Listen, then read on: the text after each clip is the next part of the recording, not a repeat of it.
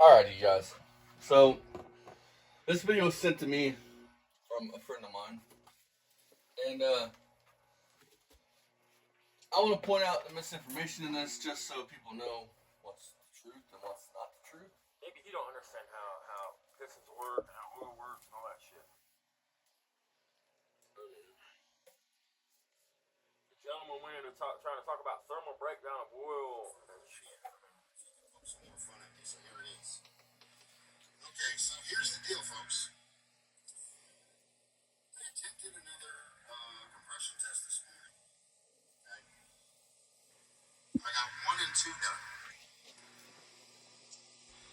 Number 1 is the original piston that was in the car back from 1957. It's a flat top. Doesn't have valve release. Okay? The compression rating on that was 57. You have a problem, buddy. So, yeah. You have a problem.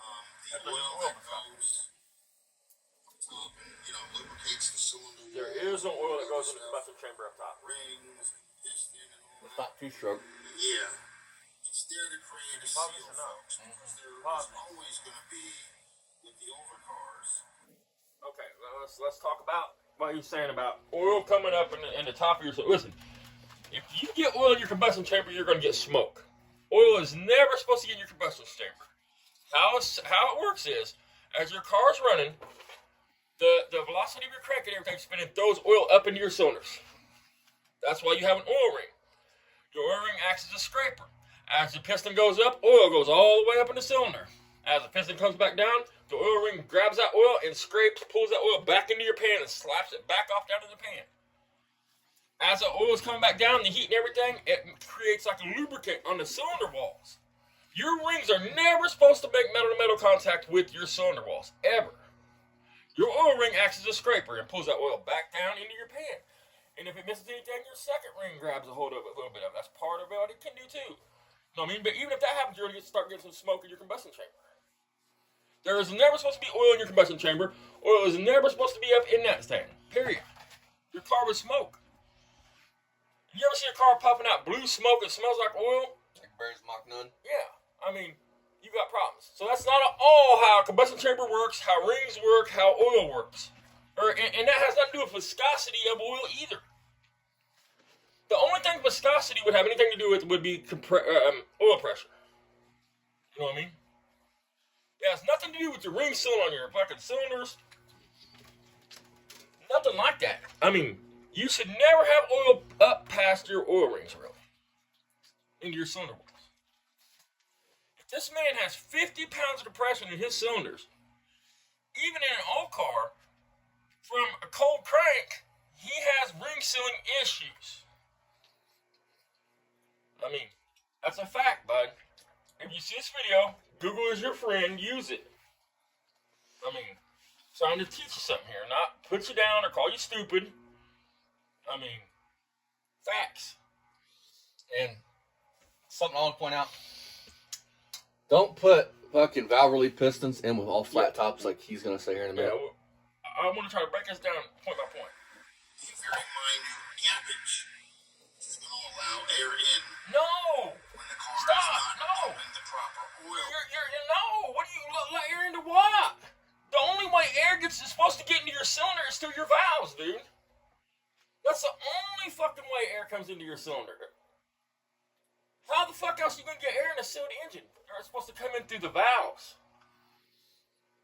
Your ring is supposed to seal tight against your cylinder, and that force and pressure, when it pulls the gas in, when that piston comes back up, your spark creates a spark.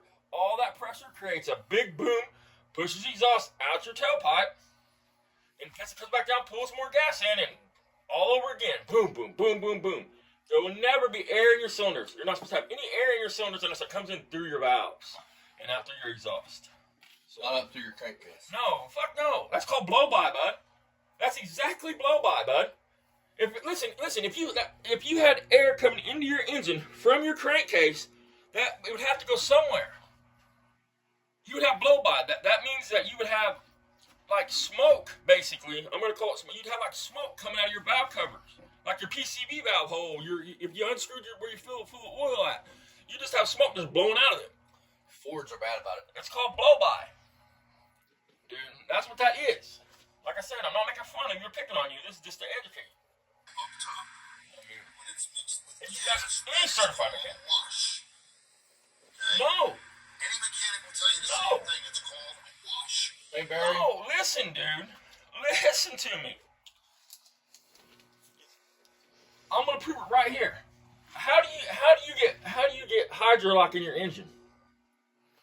You get hydrolock in your engine when too much gas gets into the cylinder, because it's not supposed to get past your rings into your crankcase. It gets into your cylinder, it sets in there, and you go to crank it over, and there's no room for the piston to push air up and out. It says it's solid mass.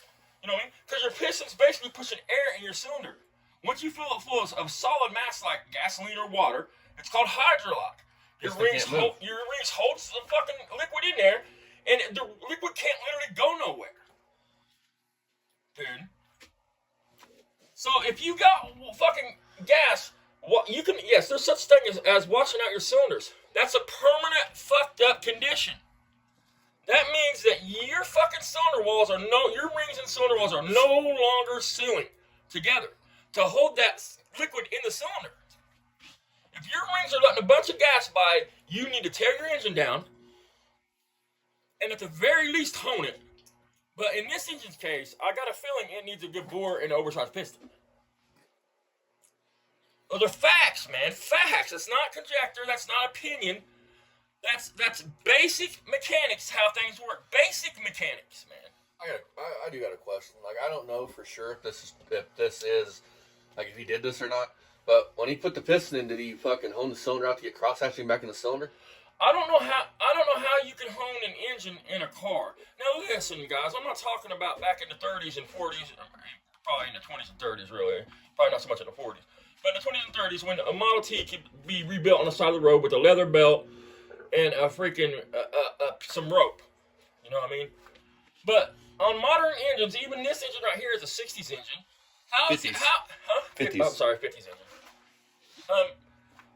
How in the fuck would he hone it out with the cranking position and all that nasty shit that comes out of your cylinders, the metal shavings and the stones, and the shit from the stones, or even if you use a dingle ball hone, it'd be a bunch of metal shavings and shit, microscopic, washing all down over your crank. I mean, getting down in your valley and your lifters and everything. How would you get all that out? You don't want all that grit and shit. Okay, think about it. You're honing your engine out. Let's say you use a stone.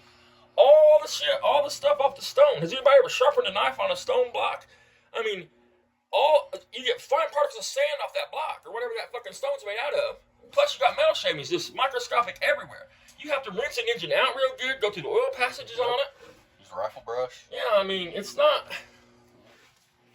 And like I said, guys just don't know. Washes the oil off the You cylinder. covered that.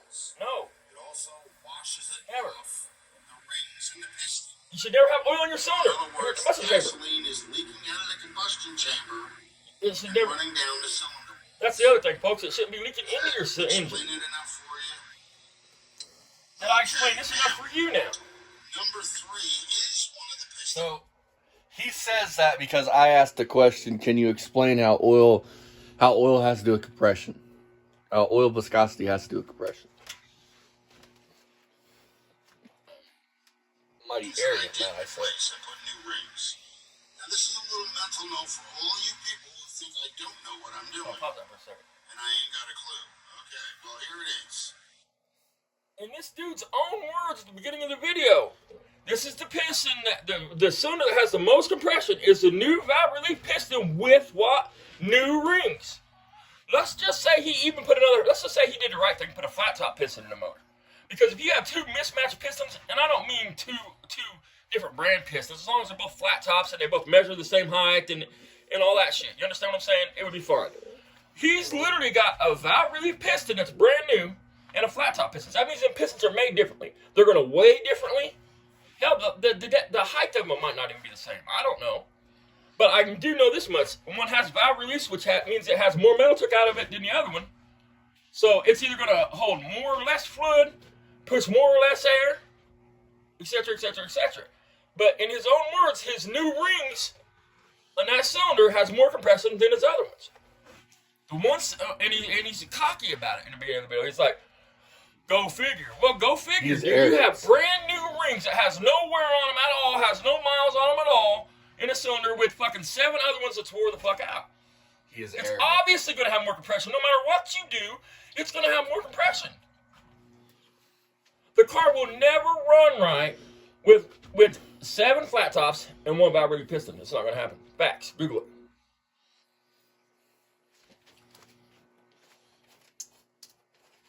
And again, this ain't to poke fun at No. him. But I do want to say this. But I want to make sure I explain it enough for you to understand.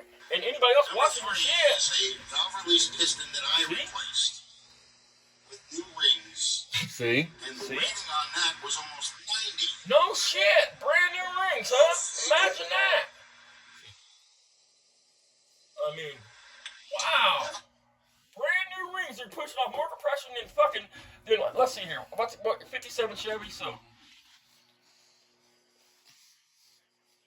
almost a 70-year-old rings are giving you less compression than brand new ones? Holy fucking poof! My mind is blown. I do want to say this. I mean, I want to say this personally. This is not to make fun of Stu, but I do want to say something.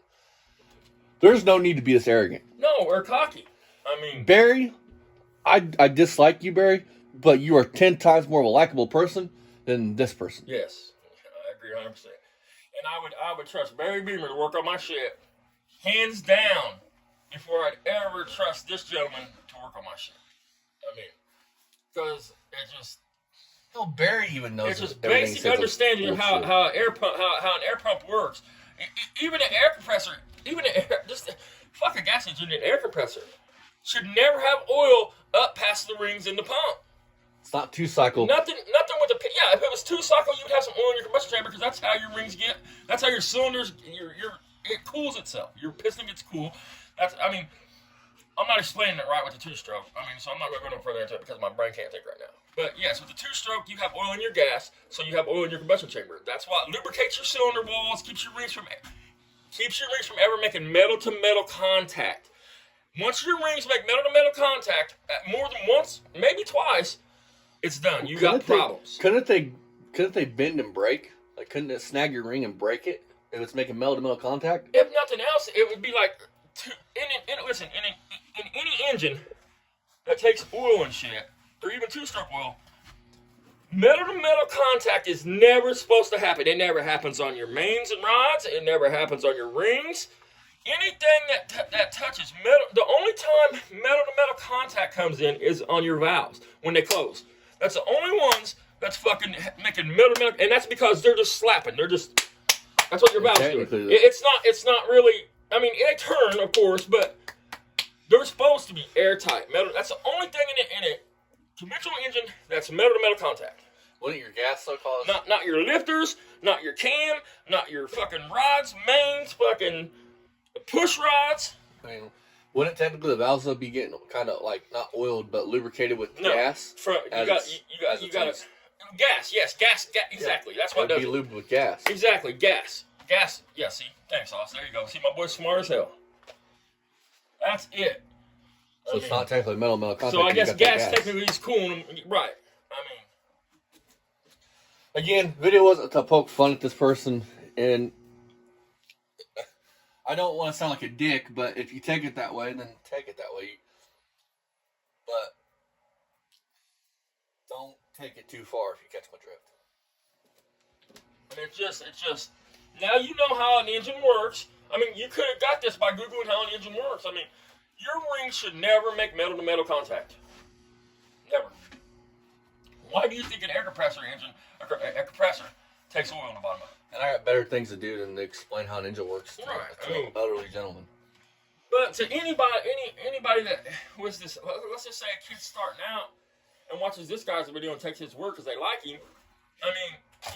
You will destroy an engine if you take any of this logic that he just said and put it in place. He talked about thermal breakdown of oil. What happens when the engine's overheated? Here's what, dude, it would have to majorly overheat several times. Thermal breakdown of oil means the oil is boiled past its boiling point. And even if that happened, that would still have nothing to do. Yes, it would have to do with viscosity of your oil. Thermal breakdown has to do with viscosity of your oil. Yes, the thickness, the goodness, the wellness of your oil. Listen. But it would still have nothing to do with compression.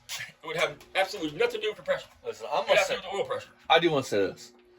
if you don't know what you're talking about, then it's probably a good idea not to speak on it. And that's all I'm gonna say.